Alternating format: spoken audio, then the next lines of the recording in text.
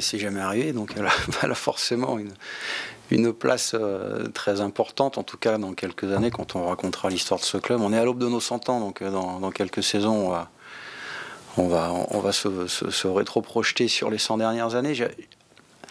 Le matin du match au Vélodrome, je disais à des partenaires qu'on c'était pas loin d'écrire une des plus belles pages d'histoire du siècle de ce club. J'aimerais bien m'être trompé, et en écrire une nouvelle dès jeudi soir. Mais quoi qu'il en soit, cette demi-finale aura une place très importante dans l'histoire de ce club. Parce que déjà, qu'est-ce que ça a apporté, ce parcours en Coupe de France au FC Annecy?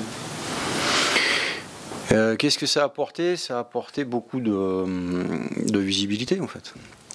Ça permet effectivement de prendre la parole dans divers points presse, médias, pour continuer à expliquer notre projet, d'où on vient, c'est quoi nos ambitions. Et c'est vrai que les performances de l'équipe cette année, en championnat et en Coupe de France notamment, nous donnent aussi cette opportunité de raconter c'est quoi l'histoire du FC Annecy et de mettre en avant notre projet.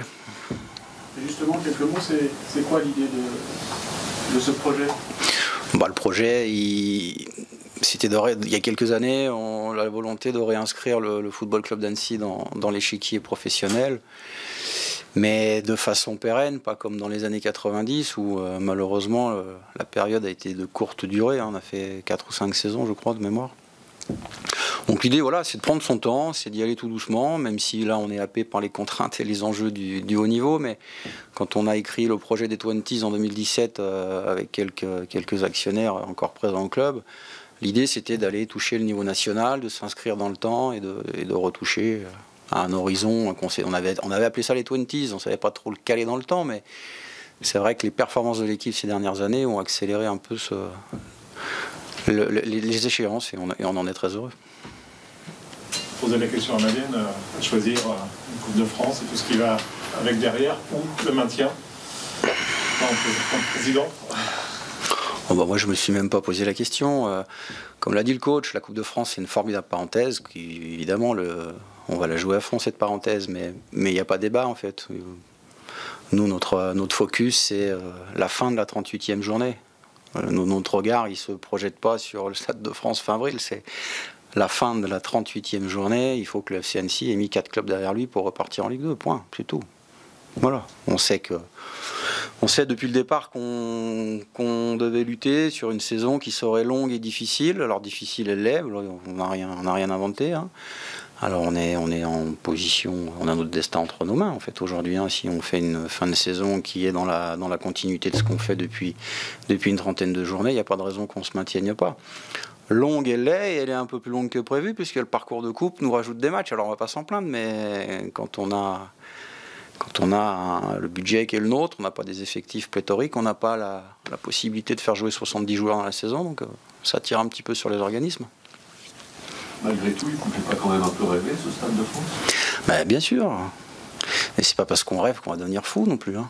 Donc on va pas troquer un maintien contre une potentielle finale Mais je sais même pas pourquoi on nous pose ces questions depuis. Enfin, tout le monde nous pose que ça comme question en fait. Comme si on devait faire un choix.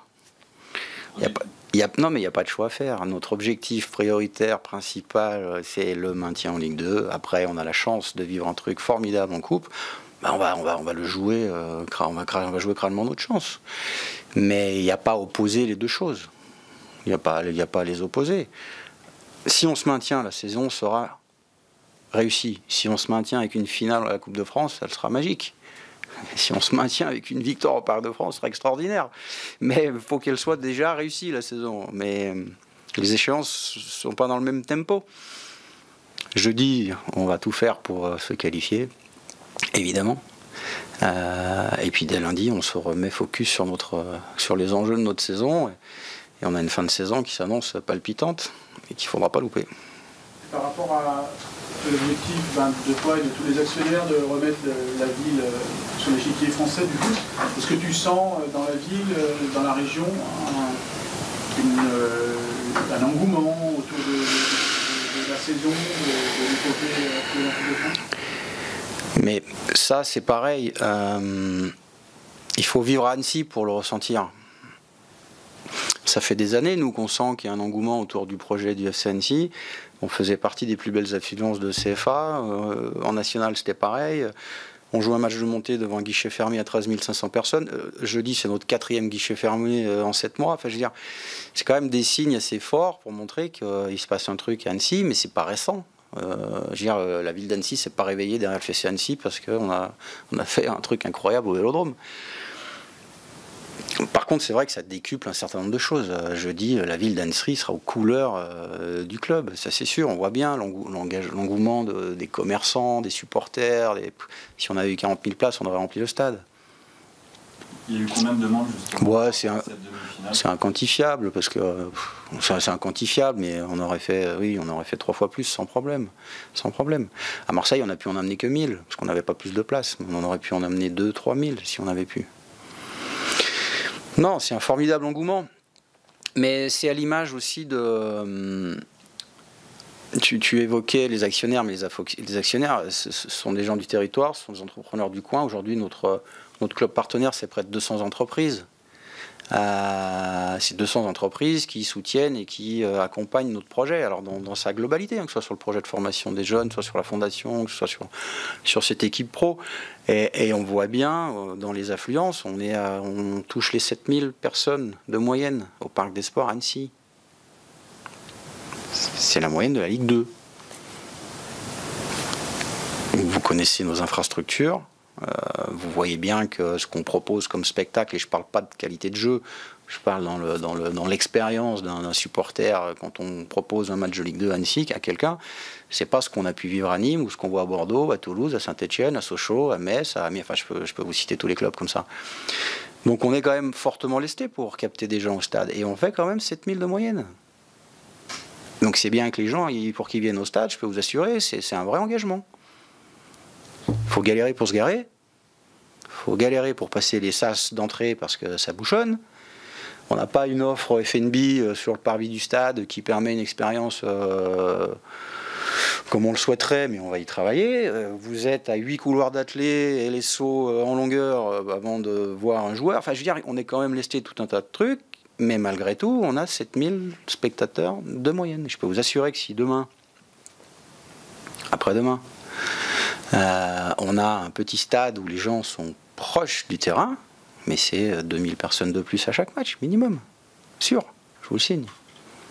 Donc moi, je suis un peu las d'entendre que Annecy n'est pas une terre de foot. Je sais que certains prédécesseurs n'arrêtez pas de clamer qu'Annecy n'était pas une terre de foot. Ben moi, je vais vous prouver tout le contraire dans les années à venir.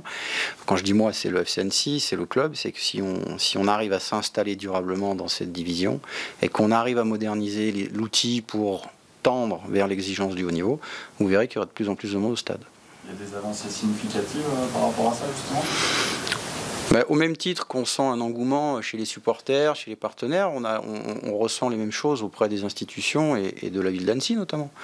La ville d'Annecy est parfaite. Le diagnostic, tout le monde l'a partagé, tout le monde, il n'y a pas de débat. On n'a pas besoin de faire des débats pour se mettre d'accord sur le diagnostic. Nous, on en était convaincus avant de démarrer la saison. Aujourd'hui, tout le monde en prend conscience.